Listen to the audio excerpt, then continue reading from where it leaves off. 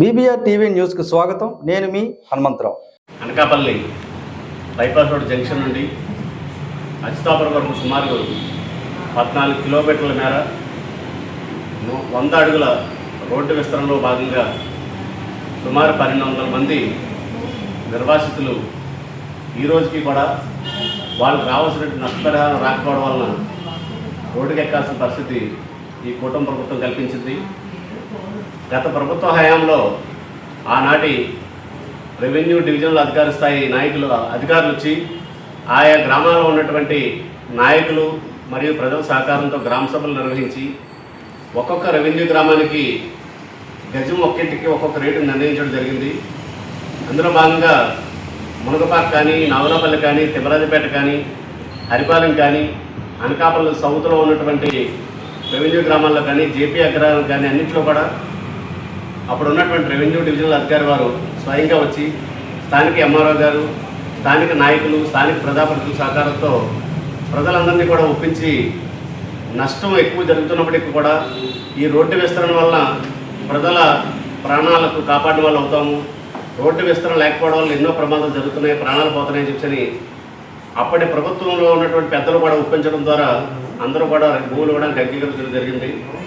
కానీ తీరా టెండర్లు పిలిచే సమయానికి ఎన్నికలు రావడం వల్ల ఆ తర్వాత వచ్చినటువంటి కూటమి ప్రభుత్వం హయాంలో పనులు ప్రారంభించాలని చెప్పని అనుకున్నప్పటికీ కూడా నిర్వాసితులకు ఇవ్వాల్సినటువంటి నష్టపరిహారం ఇవ్వకుండా పనులు ప్రారంభించొద్దని చెప్పని అందరూ కూడా రోడ్డు ఎక్కినప్పుడు అందరికీ కూడా టీడీఆర్లు ఇస్తాము, టీడీఆర్లకు చాలా ఎక్కువ విలువ ఉంటుంది, టీడీఆర్లు తీసుకోవడం ద్వారా మీరు చాలా ఆర్థికంగా బలవంతులు అవుతారని చెప్పని ఈ కూటమి ప్రభుత్వంలో ఉన్నటువంటి ప్రస్తుత శాసనసభ్యులు కానీ, కూటమి ప్రభుత్వంలో ఉన్న పెద్దలు కానీ అందరూ కూడా రైతులను ఇబ్బంది పెట్టి, రైతులను మభ్యపెట్టి, రైతులు బెదిరించి వారి యొక్క భూములు తీసుకొని రోడ్డు వేయాలని ప్రయత్నించినప్పుడు అప్పటి అచ్యుతాపురంలో ఫ్లైఓవర్ నిర్మాణానికి శంకుస్థాపన చేయడానికి వచ్చినటువంటి లోకేష్ గారిని కూడా కలిసి ఇదే విషయాన్ని అందరూ కూడా వివరించడం కూడా జరిగింది.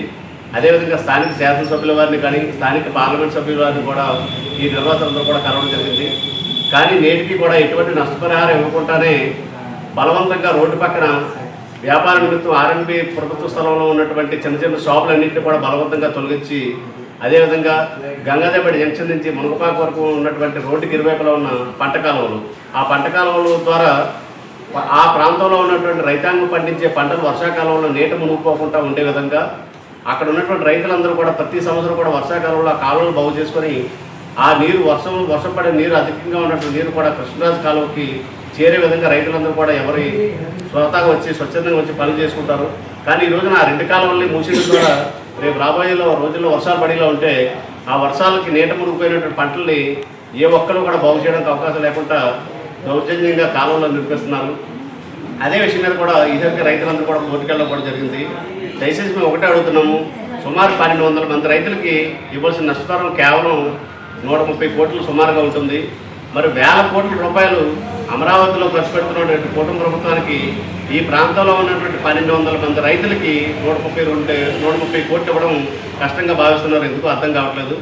అంటే కేవలం రోడ్డు పక్కన ఉన్నటువంటి నిర్వాసితులందరూ కూడా కూటమి ప్రభుత్వానికి వ్యతిరేకంగా ఉన్నటువంటి వ్యక్తులుగా భావిస్తున్నారో తెలియట్లేదు, లేదంటే బలవంతంగా ఎవరి కోసం ఒప్పుకుంటారో ఈ రైతులందరూ కూడా నేను బెదిరిస్తే నా మాట వింటారని చెప్పి అనుకుంటున్నారని మాకు అర్థం కావట్లేదు. కానీ దయచేసి ఎప్పటికైనా సరే కూటమి ప్రభుత్వంలోని పెద్దలు కానీ, స్థానిక శాసనసభ్యులు కానీ ఈ నిర్వాసితులందరికీ కూడా ఇవ్వాల్సిన నష్టపరిహారాన్ని నేరుగా 2024 నవంబర్ మాసంలో అప్పటి రెవెన్యూ డివిజనల్ అధికారి వారు మా అందరి దగ్గర నుంచి కూడా బ్యాంక్ పాస్బుక్లు కానీ, అలాగే భూమి పట్టాలు కానీ, అలాగే ఆధార్ కార్డులు కానీ తీసుకొని ఈ కూటమి ప్రభుత్వం వచ్చిన తర్వాత కూడా నష్టపరిహారం బ్యాంకులు వేస్తామని చెప్పడం జరిగింది.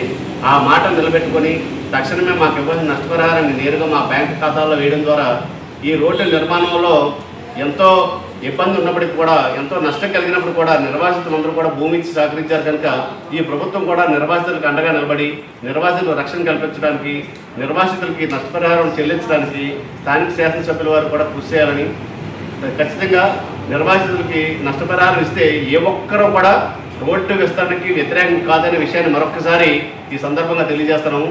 మేమందరం కూడా 2014, 2019 సమయంలో రోడ్డు విస్తరణ 150 అడుగులు చేస్తారంటే దయచేసి 100 అడుగులే చేయమని చెప్పిన అప్పుడు స్థానిక శాసనసభ్యుల వారిని కోరినప్పుడు పంచకాల రమేష్ గారు 100 అడుగులకే అందరిని అధికారులు ఒప్పించడం జరిగింది. కానీ దురదృష్టం ఏంటంటే నేటి వరకు కూడా 150 అడుగుల మాస్టర్ ప్లాన్ని 100 అడుగులుగా మార్చకపోవడం వల్ల 100 అడుగులు విస్తరణ తర్వాత కూడా రోడ్డుకి ఇరువైపులా ఉన్నటువంటి చెరుకుకు 25 అడుగుల్లో కూడా ఎటువంటి నిర్మాణాలు కూడా జరుపుకోవడానికి అవకాశం లేకుండా చేస్తున్నారు కనుక ఆ 150 అడుగుల మాస్టర్ ప్లాన్ని కూడా 100 అడుగుల మాస్టర్ ప్లాన్గా మార్చాలని, అదేవిధంగా రైతులకు ఇవ్వాల్సిన నష్టపరిహారాన్ని తక్షణమే ప్రభుత్వం రిలీజ్ చేయించడానికి స్థానిక శాసనసభ్యుల వారు కూడా కృషి చేయాలని సందర్భంగా శాసనసభ్యుల వారు కోరుతున్నాం.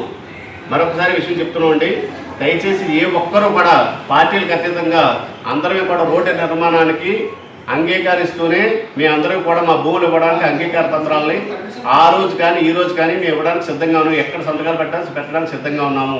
కేవలం నష్టపరిహారం మాత్రం నగదు రూపంలో మాత్రం ఇస్తే మాత్రమే మేము భూములు ఇవ్వడానికి సిద్ధంగా ఉన్నాము. ఈ సందర్భంగా ఈ రైతులందరి తరఫున కూడా ఈ విషయాన్ని తెలియజేస్తున్నాం.